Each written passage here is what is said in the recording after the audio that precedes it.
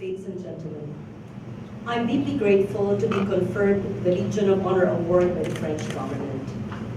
C'est avec grand honneur que j'accepte ce prix. It is with great honor that I accept this award. That's the only French sentence I can speak tonight, but this award will give me the inspiration and finally the action to finally study French after 12 units in UP 30 years ago.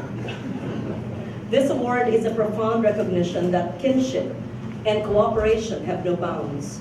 We are all soldiers of the bigger cause called humanity. The distinguished history of the award and its long list of illustrious awardees leave me grateful and humbled, but more importantly, tremendously inspired to live up to the noble principles that this award represents. When I was first informed of this award last year, I found myself reflecting on my personal affinity with France. This actually brought me to recall an incident which not many of you know about when I was grade 5, at 10 years old, in Assumption Convent Aran with the French nuns. My first television appearance then happened before a French television crew who had asked me to recite stanzas from a Philippine legend called Malakas at Si Maganda, or the Philippine version of the tale of Adam and Eve. And as fate would have it, I eventually, through then Professor Orly Mercado, assumed a career in media and broadcasting prior to landing a political calling as a 3-term senator. As chair of the Foreign Relations Committee in the 15th Congress, we helped shepherd the treaty concurrence process, resulting in the adoption of 16 treaties under my watch. Among these are the protocol amending the agreement between the Philippines and France for the avoidance of double taxation. There have also been many opportunities for cooperation in the field of cultural and heritage preservation, but nothing can be perhaps more pronounced than our joint initiative on urgent climate action. Last year, our bilateral relationship reached a new dimension with the adoption of the call to action, signed by President Francois Hollande and President Benigno Aquino III, urging the world to respond to climate change. This actually galvanized our relationship as climate allies, and it had been a privilege to help craft this agreement.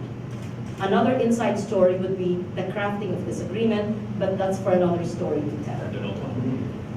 It had also been a pleasure working closely with President Hollande's Special Envoy for the Protection of the Planet, Nicolas Hulot. Our brave collective pursuit underscores the fact that countries and people, for as long as they have a common purpose, will find no obstacle big enough to stop them from marching on.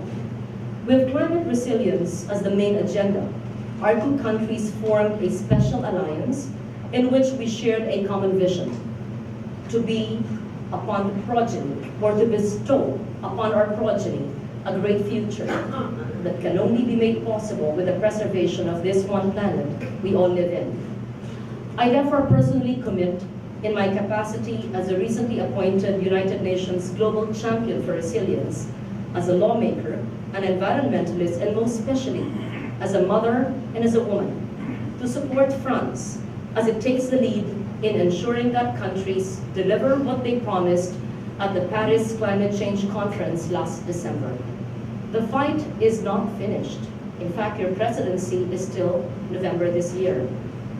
The plan to commit to our INDCs and to make it work has just begun. I am grateful for the opportunity to have worked with the French Embassy through your immediate past ambassador, Gilles Garachon. I am confident that Ambassador Thierry Matou will be a perfect collaborator as well. With this, I welcome you to Manila, and I wish to extend to you the assurances of my continued support and cooperation to our country's shared cause. My journey as a legionnaire has begun. I recognize that, as in any award, there are responsibilities, and I intend to fulfill these by serving as a vanguard of our country's great alliance. Your Excellency, thank you once again for this esteemed recognition. And